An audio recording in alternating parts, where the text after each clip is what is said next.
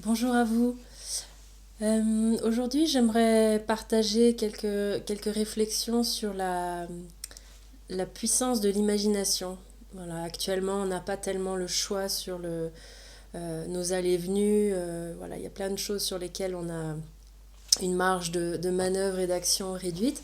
Par contre, ça nous permet peut-être d'avoir encore plus de clarté sur la grande liberté qu'on a sur notre manière d'orienter notre pensée, d'orienter nos perceptions et de quel imaginaire on se nourrit actuellement. Euh, j'ai notamment été activée, on va dire, par la deuxième allocution du président Macron, dans laquelle il a scandé 4 ou 5 fois "Nous sommes en guerre". Et j'ai senti que ça m'irritait profondément. Et je crois que c'est en particulier parce que cet imaginaire de la maladie en tant que ennemi à combattre et tout le vocabulaire militaire qui va avec une certaine conception du système immunitaire qu'on retrouve dans les livres de biologie, de physiologie, les livres médicaux. Là, je suis allée reprendre un petit peu les différents livres que j'ai là-dessus pour revoir comment était abordé le système immunitaire. Effectivement, on parle de lignes de défense, de, de, de corps étrangers à éliminer, etc. Voilà. Et c'est pas que c'est complètement faux, simplement c'est une vision qui a passé son temps et qui n'est pas forcément utile pour penser la relation à l'environnement autour de nous. Donc je suis pas d'accord déjà au niveau, euh,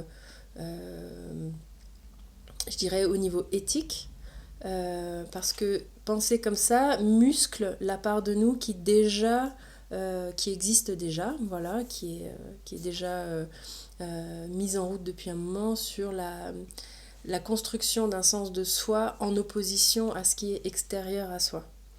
Et je pense que cette pensée-là est démodée et que avec on en est actuellement à un besoin d'intégrer une nouvelle pensée qui fait moins de distinction entre l'intérieur et l'extérieur.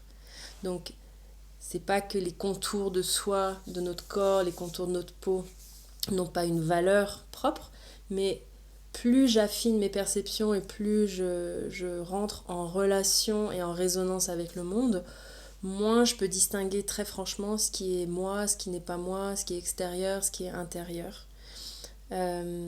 Voilà, rien que là, je peux prendre quelques secondes pour me poser avec le fait que j'ai des milliards de bactéries sur ma peau et à l'intérieur de moi des cellules en tout genre, des cellules mandolines, des cellules non mandolines, et que tout ça constitue mon intégrité. Je ne suis pas entière et intègre en dépit de tout ce qui vit en moi.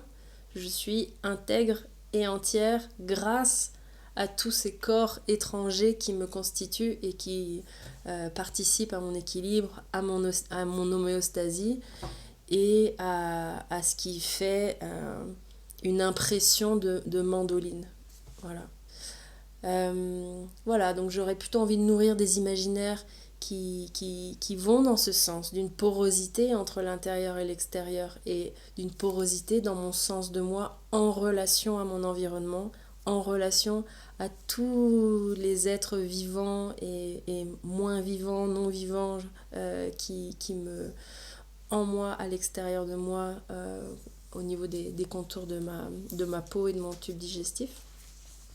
Donc voilà, l'envie de repenser un petit peu ça. Là, je lisais, la peau est la première ligne de défense. Je ne veux pas vivre ma peau comme une ligne de défense. Je veux vivre ma peau comme un endroit de sensibilité, de relation, de porosité, de dialogue, de choix. Euh, voilà. Donc je suis déjà pas d'accord à ce niveau-là.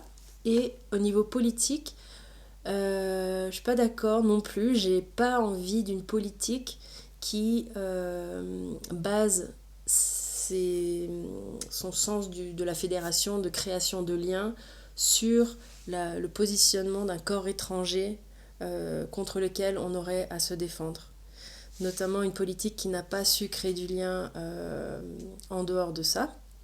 Voilà, on n'a pas eu d'exemple de grandes pensées et d'un imaginaire riche de création de liens et de dialogue et de fédération jusque-là, et que d'un coup, l'apparition d'une menace perçue comme extérieure puisse fonder un sens de soi au niveau collectif. C'est pas de cette politique-là dont j'ai envie. J'ai envie qu'on puisse créer du lien et penser une politique collective sans avoir besoin d'une menace extérieure, que ce soit un virus, que ce soit le réchauffement climatique, ou que ce soit d'autres nations ou d'autres personnes pensées comme une altérité à une intégrité nationale. Donc voilà, cette politique-là ne m'intéresse pas.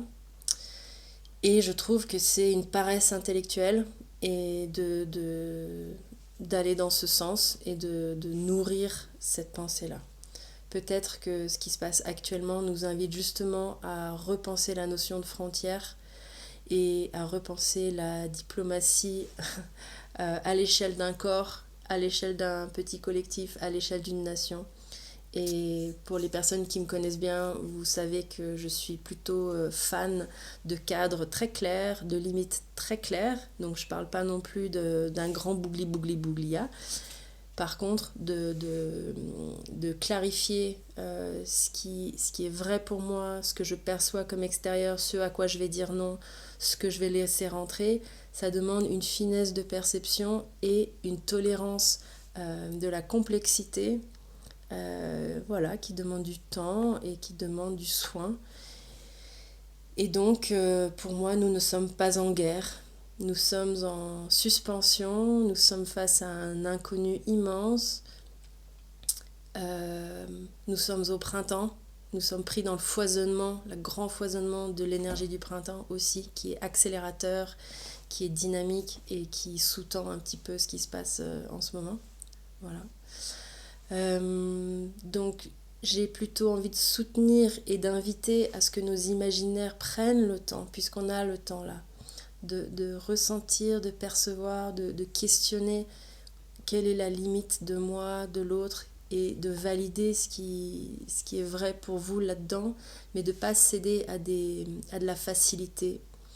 Plus on muscle la part de nous qui veut qu'il y ait un autre, et que contre l'autre, je me définis, voilà, c'est très rapide, ça se fait facilement, il y aura toujours un autre, voilà, contre lequel je pourrais me définir. Plus je muscle ce sens de moi, plus je peux mettre n'importe quoi en face.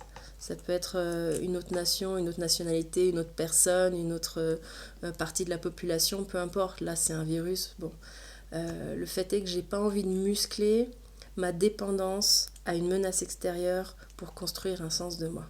Voilà. Donc je vous invite à détendre ce muscle-là, à réouvrir un imaginaire avec plus de curiosité, plus de finesse et plus de soin pour repenser ensemble qu'est-ce qui fait limite, qu'est-ce qui fait lien, qu'est-ce qui fait collectif et comment on peut avancer là-dedans ensemble et penser nos systèmes immunitaires comme beaucoup plus fins et intelligents et poreux et sensibles que des lignes de défense premières contre une guerre extérieure, etc., etc. Voilà, je pense que vous avez compris de quoi je parle. En tout cas, je vous souhaite une très très belle journée. Il fait beau ici dans la Drôme. Et à très très vite pour la suite.